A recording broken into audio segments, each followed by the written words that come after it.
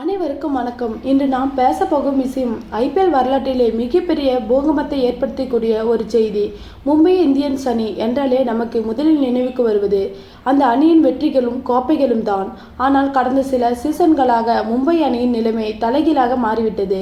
குறிப்பாக 2026 ஐபிஎல் தொடர்க்கும் பிறகு மும்பை இந்தியன்ஸ் நிர்வாகம் எடுக்கப் போகும் ஒரு முடிவு ஒட்டுமொத்த கிரிக்கெட் உலகையும் அதிர்ச்சியில் ஆழ்த்தியுள்ளது.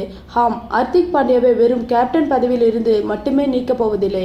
ஒட்டுமொத்தமாக அவரை அணியில் இருந்து கழட்டிவிட மும்பை இந்தியன்ஸ் நிர்வாகம் தீவிரமாக ஆலோசித்து வருவதாக தகவல்கள் வெளியாகியுள்ளது.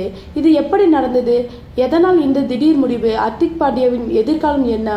மும்பை அணியின் அடுத்த கேப்டன் யார்? இது எல்லாவற்றையும் பற்றி இந்த வீடியோவில் மிக விரிவாகவும் ஆழமாகவும் அலசப் போகிறோம். எனவே இந்த வீடியோவை இறுதி வரை முழுமையாக கேளுங்கள்.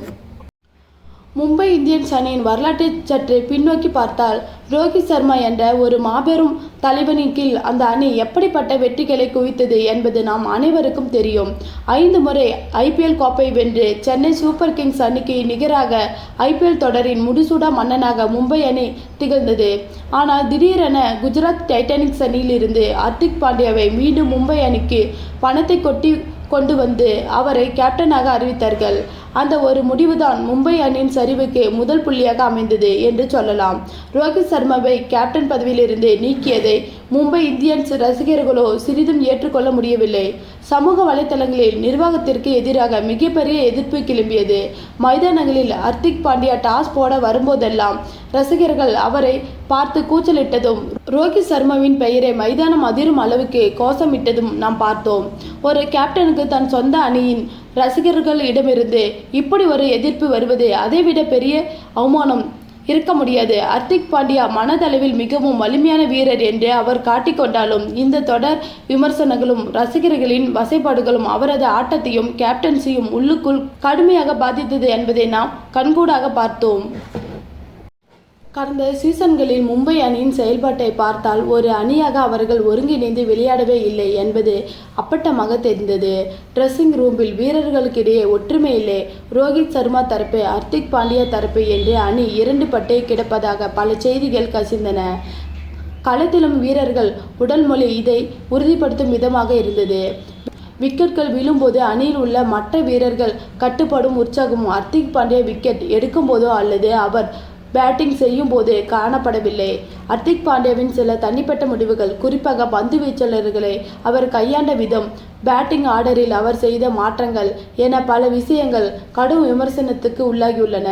பும்ரா போன்ற ஒரு உலகத்தரம் வாய்ந்த பந்து வீச்சாளர்களை ஆரம்பத்திலே பயன்படுத்தாமல் பல போட்டிகளில் ஹார்திக் பாண்டியா தானே முதல் ஓவரை வீசியது பலருக்கும் அதிர்ச்சியை ஏற்படுத்தியது. முக்கிய கட்டங்களில் அவர் எடுத்த முடிவுகள் அணிக்கு பின்னடைவை ஏற்படுத்தின. இதனால் மும்பை அணி புள்ளிப்பட்டியலில் தவித்தது. மும்பை இந்தியன்ஸ் நிறுவனம் ஹார்திக் பாண்டியாவின் மீது மிகப்பெரிய நம்பிக்கை வைத்து கோடிக்கணக்கில் பணத்தை கொட்டி அவரை குஜராத் அணியில் இருந்து ட்ரேடிங் முறையில் வாங்கியது. ஆனால் அந்த நம்பிக்கையை ஹார்திக் பாண்டியாவால் காப்பாற்ற முடியவில்லை என்பதுதான் நிதர்சனமான உண்மை. இப்போது 2026 ஐபிஎல் தொடருக்கும் பிறகு நிலைமை இன்னும் மோசமாகிவிட்டது. ஹார்திக் பாண்டியாவின் பேட்டிங் மற்றும் பவுலிங் ஃபார்ம் மிகப்பெரிய கேள்விக்குறியாக்கி உள்ளது. ஒரு ஆல்ரவுண்டராக அவர் அணிக்கு எந்த ஒரு பெரிய மேட்ச் வின்னிங் பங்களிப்பையும் தரவில்லை. கேப்டன்சி அழுத்தம் அவரது தனிப்பட்ட ஆட்டத்தையும் முழுமையாக சிதைத்துவிட்டது. இதையெல்லாம் கருத்தில் கொண்டுதான் மும்பை இந்தியன்ஸ் உரிமையாளர்கள் இப்போது ஒரு கடுமையான முடிவை எடுக்க நிர்பந்திக்கப்பட்டுள்ளனர். ஹார்திக் பாண்டியாவை தொடர்ந்து அணியில் வைத்திருந்தால் அது அணியின் பிராண்ட் இமேஜை மேலும் பாதிக்கும். வணிக ரீதியாகவும் சரி, ரசிகர்களின் ஆதரவு ரீதியாகவும் சரி, அணி மிகப்பெரிய வீழ்ச்சியை சந்திக்கும் என்று அவர்கள் அஞ்சுகிறார்கள். அது மட்டுமில்லாமல் அணியின் மற்ற மூத்த வீரர்களும் ஹார்திக் பாண்டியாவின் அணுகுமுறை மீது மிகப்பெரிய அதிர்ப்பு இருப்பதாகவும் கூறப்படுகிறது. ஒரு அணியின் வெற்றிக்கு ட்ரெஸ்ஸிங் ரூம் சூழல் மிக மிக முக்கியம். அந்த சூழல் கெட்டு போனால் அணியின் 11 வீரர்களுமே சர்வதேச ஜாம்பவான்களாக இருந்தாலும் வெற்றி பெற முடியாது. இதை மும்பை நிர்வாகம் பலத்த அடி வாங்கிய பிறகு தாமதமாக உணர்ந்துள்ளது. அதனால்தான் அடுத்த மெகா ஏலத்திற்கு முன்பாகவே ஹார்திக் பாண்டியாவை அணியிலிருந்து எந்தவித தயக்கமுமின்றி ரிலீஸ் செய்துவிடலாம் என்ற முடிவுக்கு அவர்கள் வந்துவிட்டதாக மும்பை வட்டாரங்கள் உறுதியாக தெரிவிக்கின்றன. ஹார்திக் பாண்டியா குஜராத் டைட்டனிக்ஸ் அணியில் இருந்தபோதும் எப்படி செயல்பட்டார் என்பதை நாம் சற்று ஒப்பிட்டு பார்க்க வேண்டும். அங்கு அவர் ஒரு சுதந்திரமான கேப்டனாக இருந்தார்.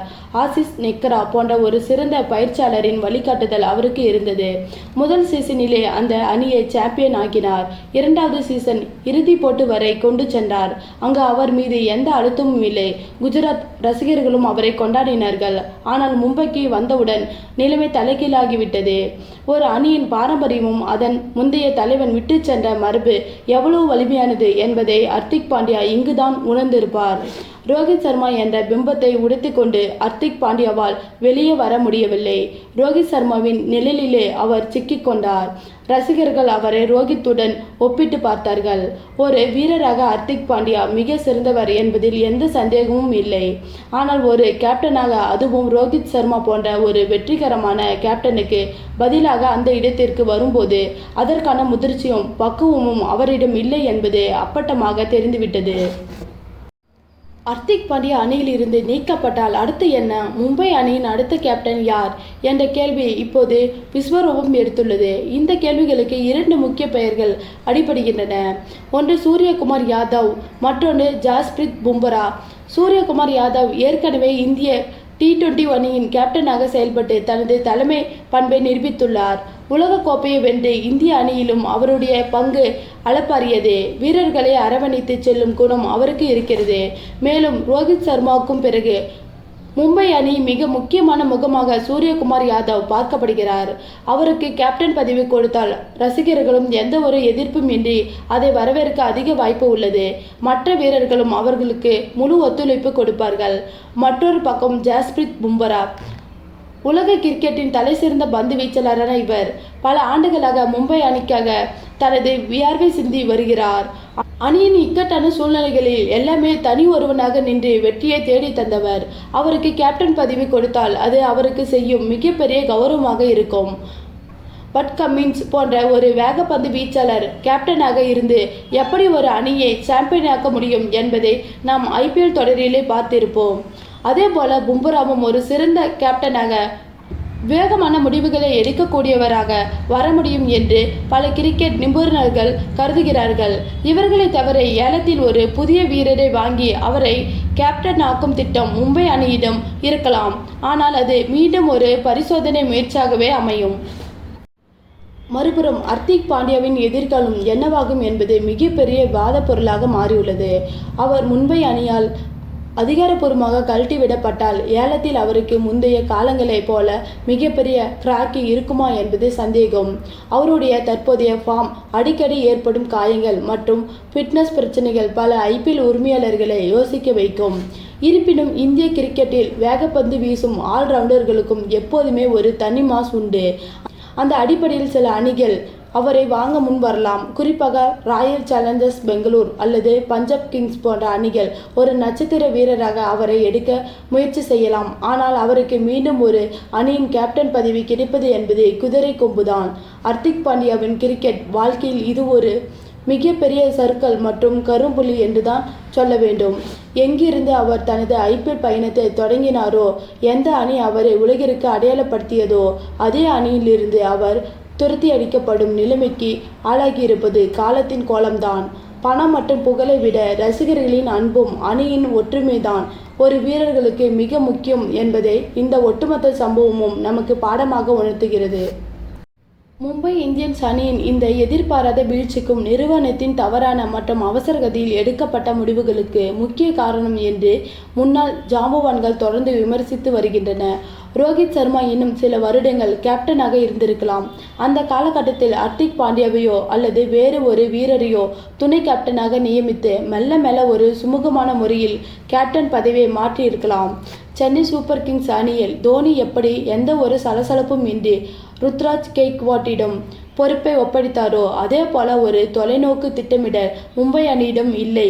வியாபார நோக்கத்தை மட்டுமே முன்னிறுத்தி அவசரமாக ஒரு முடிவை எடுத்து இன்று அந்த அணியின் ஒட்டுமொத்த கட்டமைப்பும் ரசிகர்களின் பலமும் சீர்குலைந்து நிற்கிறது. இது மற்ற IPL அணிகளுக்கும் ஒரு பெரிய பாடம். ஒரு வீரரை, அதுவும் ஒரு கேப்டனை புதிதாக அணிகளுக்கு கொண்டு வரும்போது அது அணியின் சமநிலை எப்படி பாதிக்கும், பல ஆண்டுகளாக அணியில் இருக்கும் மற்ற மூத்த வீரர்களின் மனநிலை எப்படி பாதிக்கும் என்பதை தீவிரமாக சிந்திக்க வேண்டும். ஹர்திக் பாண்டியாவின் விஷயத்தில் மும்பை இந்தியன்ஸ் செய்த மிகப்பெரிய ஈடு செய்ய முடியாத தவறு தங்கள் அணியை உயிராக நேசிக்கும் ரசிகர்களின் உணர்வுகளை அவர்கள் துளியும் மதிக்கவில்லை என்பதுதான். கிரிக்கெட் என்பது இந்தியாவின் வெறும் பிசினஸ் மட்டுமல்ல, அது கோடிக்கணக்கான மக்களின் இரத்தத்தோடு உணர்வுகளோடு கலந்த ஒரு விஷயம். ரசிகர்களின் ஏகோபித்த ஆதரவு இல்லாமல் எந்த ஒரு அணியும் எந்த ஒரு வீரரும் நீண்ட காலம் நிலைத்து நிற்க முடியாது என்பதை மும்பை அணி இப்போது உணர்ந்திருக்கும்.